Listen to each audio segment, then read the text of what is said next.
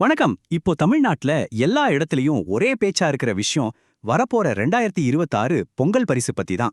தமிழ்நாடு அரசாங்கம் ration card வச்சிருக்கிற எல்லாருக்கும் பணம் கொடுக்க போறாங்கன்னு ஒரு நியூஸ் பரவிட்டு இருக்கு. ஆனா இந்த அறிவிப்பை சுத்தி எல்லாரு மனசுலயும் ஒரு பெரிய கேள்வி இருக்கு.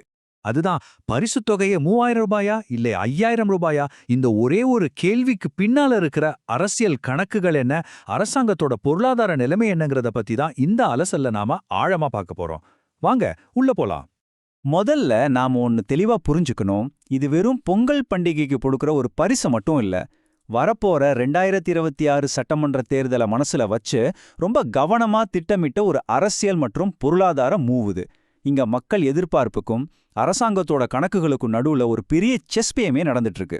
சரி, ஸ்ட்ரெயிட்டா விஷயத்துக்கு வருவோம். பரிசுத் தொகை எவ்வளோ இருக்க போகுது? எங்களுக்கு கிடைச்ச சில தகவல்கள் படி 3000 ரூபாய் கொடுக்கறதுக்கு ஒரு 80% வாய்ப்பு இருக்காம்.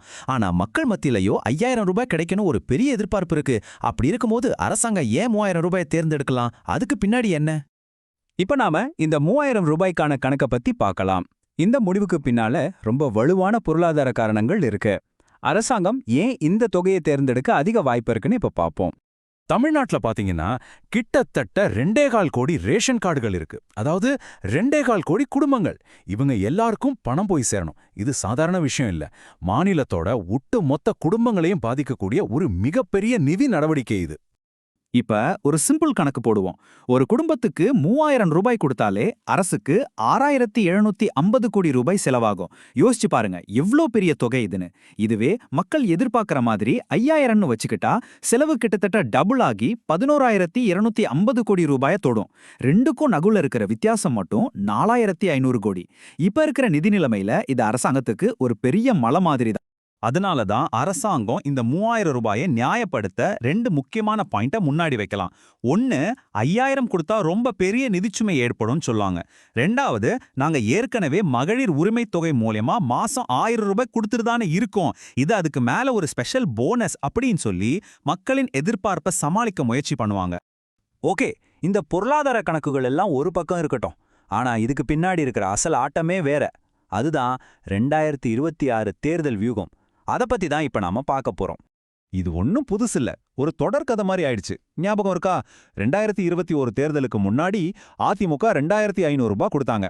அப்போ எதிர்க்கட்சியா இருந்த திமுக என்ன சொன்னாங்க? 5000 கொடுத்திருக்கலாமேன்னு மக்கள் மனசுல ஒரு விதைய போட்டாங்க.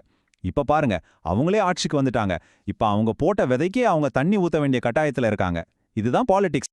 சுருக்கமா சொல்லணும்னா, இது வெறும் பணம் கொடுக்கிற விஷயம் மட்டும் இல்ல.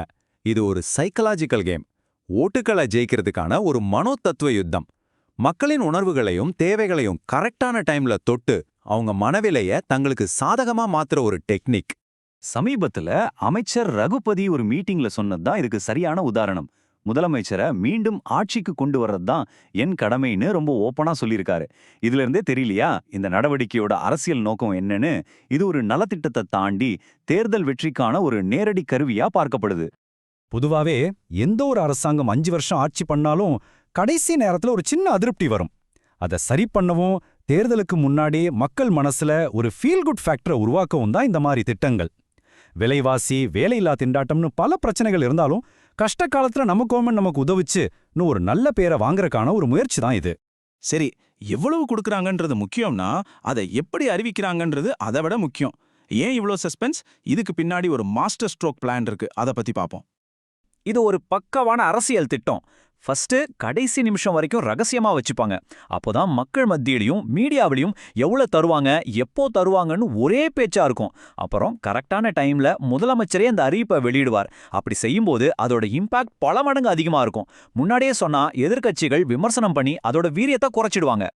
இன்னொரு முக்கியமான விஷயம் என்னன்னா, இந்த ரகசியம் எதுக்குன்னா, இத ஒரு அரசாங்கத்தோட சாதாரண நிர்வாக முடிவா காட்டாம முதலமைச்சரோட தனிப்பட்ட அக்கறையில கொடுக்கிற ஒரு பரிசா மக்கள் மனசுல பதிய வைக்கிறதுக்கு தான். அந்த எமோஷனல் கனெக்ட் தான் உங்களுக்கு முக்கியம். சரி, பணம் கொடுக்கறதுன்னு முடிவு பண்ணிட்டாங்க. ஆனா எப்படி? கையில காசா கொடுப்பாங்களா இல்ல பேங்க் அக்கவுண்ட்ல போடுவாங்களா? ரெண்டுக்குமே பிளஸ் மைனஸ் இருக்கு.